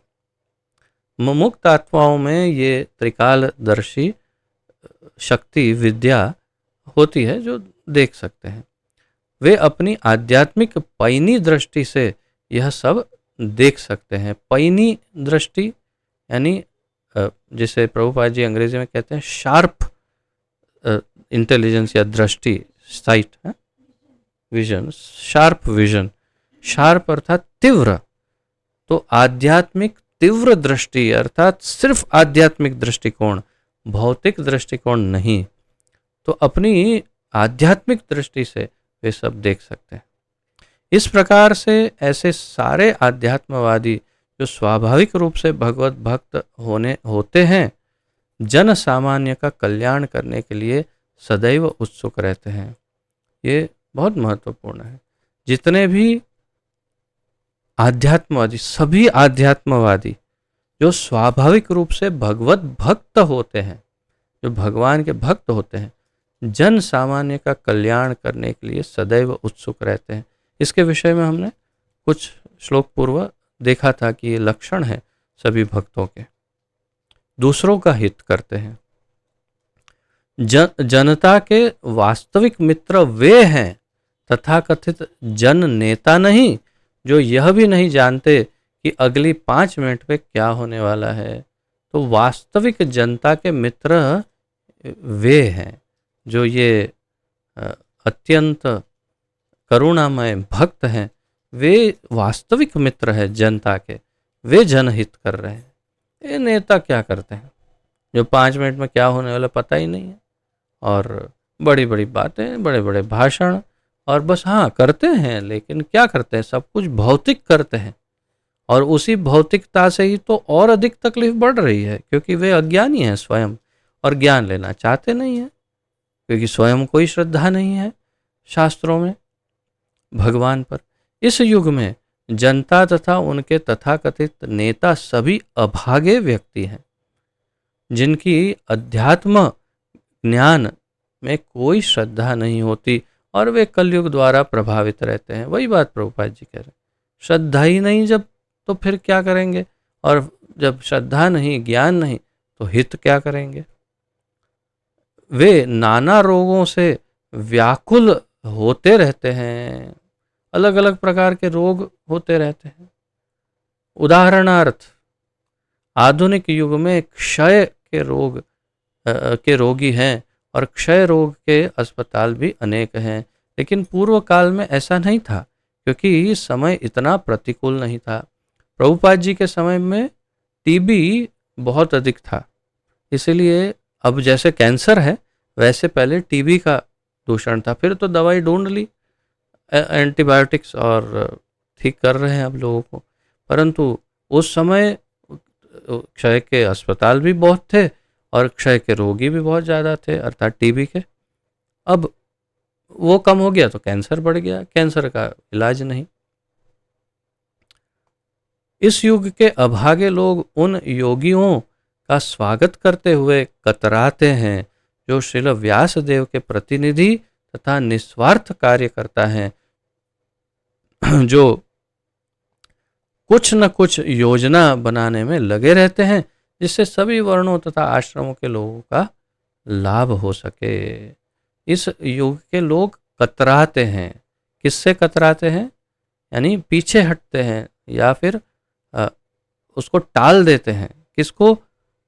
व्यास देव के प्रतिनिधि, निस्वार्थ कार्यकर्ता, व्यास देव के प्रतिनिधि और जो निस्वार्थ कार्यकर्ता अर्थात भक्त हैं, जो दूसरों का हित करना चाहते हैं, उनको ही पूछना नहीं चाहते, उनको ही अवॉइड करते हैं, उनको टालते रहते हैं। और ये अभागे लोग हैं, क्या करें? सबसे बड़े मानवतावादी तो वे योगी हैं जो व्यास देव, नारद मुनि, मध्वाचार्य, चैतन्य महाप्रभु, रूप गोस्वामी, सरस्वती यानी भक्ति सिद्धांत सरस्वती ठाकुर आदि के संदेश का प्रतिनिधित्व करते हैं। यही सबसे बड़े मानवतावादी है। जो मानवतावादी योगी सबसे बड़े कौन हैं? जो इनका अनुसरण करते हैं और उनके पद चिन्हों पर चलते हैं, वही सबसे बड़े मानवतावादी योगी हैं। वे सब एक ही हैं, भले ही व्यक्ति भिन्न भिन्न हो, लेकिन उनका उद्देश्य एक ही है कि पतित आत्माओं को भगवत धाम वापस भेजकर उनका उद्धार करना। इन सब का क्या उद्देश्य है? क्या उनका हेतु है? एक ही हेतु है कि सबको मुक्त किया जाए, कोई दोबारा इस भौतिक संसार में न आए और न तकलीफ न भोगे, दुखालयम में न आए और भगवान के धाम चले जाए, सब मुक्त हो जाए। यही सब चाहते हैं ये सब जिनकी यहाँ पर चर्चा की प्रभुपाद जी ने। तो इसी के साथ यहाँ पर ये श्लोक का समापन हुआ। हम श्रील विश्वनाथ चक्रवर्ती ठाकुर केवल अनुवाद दे रहे हैं उतना में, उन्होंने फिर तात्पर्य भी छोटा दिया है, परंतु उनका अनुवाद में ही सारा ज्ञान है, उसे मैं केवल पढ़ लेता हूँ, आप सुन लीजिए और उसी से स्पष्ट हो जाएगा ये तीनों श्लोकों का सार। तो श्रील विश्वनाथ चक्रवर्ती ठाकुर कहते हैं, व्यास जो शुद्ध दृष्टि से भूत और भविष्य देख सकते थे, उन्होंने अपनी आध्यात्मिक दृष्टि से देखा कि समय की अदृश्य शक्ति द्वारा पृथ्वी पर युगों के धर्म नष्ट हो गए थे कालक्रम में, कि निकायों की क्षमता कम हो गई थी। निकायों यानी कि जो शरीरधारी है उनकी क्षमता कम होती जा रही थी और लोग आस्था से रहित, रजस और तमस से ग्रस्त, मंद बुद्धि, अल्प आयु और दुर्भाग्य से भरे हुए थे। उन्होंने इस बात पर विचार करना शुरू कर दिया कि सभी वर्णों और आश्रमों के लिए क्या फायदेमंद होगा, लाभकारी क्या होगा, ये उन्होंने सोचना शुरू कर दिया। ये सार है तीनों श्लोकों का, इस समरी जिसे अंग्रेजी में कहते हैं, तीनों श्लोकों की समरी यही है। तो इस प्रकार मैं इसे केवल एक बार स्क्रीन के सामने ले आता हूँ ताकि उसे कोई आगे पढ़ सके भविष्य में। ये श्रील विश्वनाथ चक्रवर्ती ठाकुर द्वारा सार दिया हुआ है। तो इस प्रकार यहाँ पर आज विराम लेते हैं। यदि किसी का इस विषय में विशेष प्रश्न हो, कोई सुधार हो या कोई इसके अंदर कुछ एडिशन करना चाहते हैं, क्योंकि मैंने आज कुछ ऐसी भी बातों की चर्चा की है जो भौतिक है परंतु आध्यात्मिक जीवन के लिए योग्य, उपयोगी है, जरूरी है, ऐसी भी कुछ चीज़ें हैं। तो यदि कोई कुछ इसमें ऐड करना चाहते हो तो भी स्वागत है, अन्यथा आप प्रश्न भी पूछ सकते हैं, जो कुछ भी, एनीथिंग।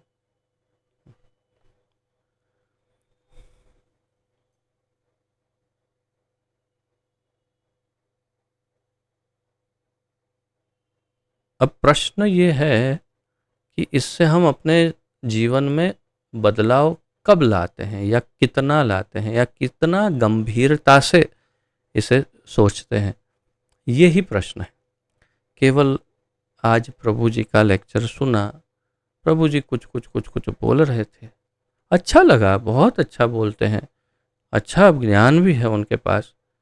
हाँ, लेकिन ठीक है, ये सब इतना कौन खर्चा करेगा, जो चल रहा है चलने दो, जीवन चल रहा है चलने दो, तो जीवन चलता रहेगा।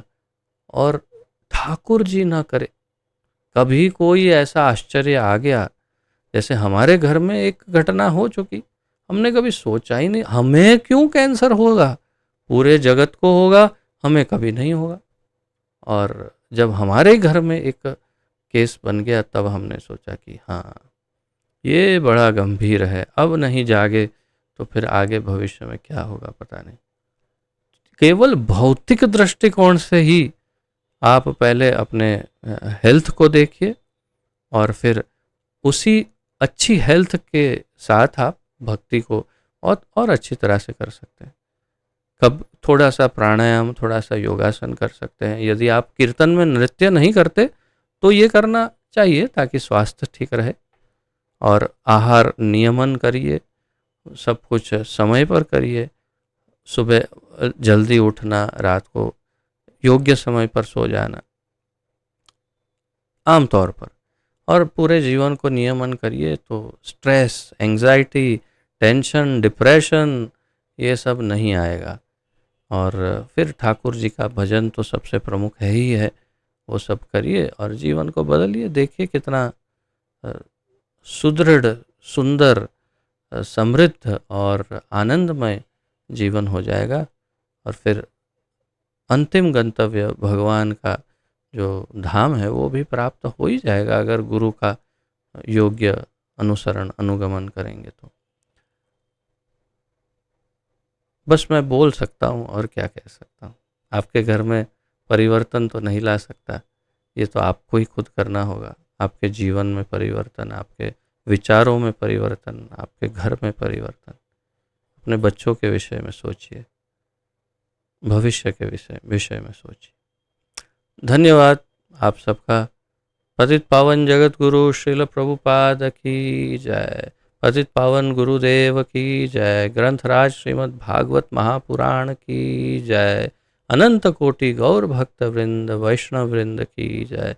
निताय गौर प्रेमानंदे, हरि हरि बोल। वांछा कल्पतरुभ्यश्च कृपा सिंधुभ्य एव च पतितानां पावनेभ्यो वैष्णवेभ्यो नमो नमः। सभी को दंडवत प्रणाम। आप सबका बहुत बहुत धन्यवाद। हरे कृष्णा।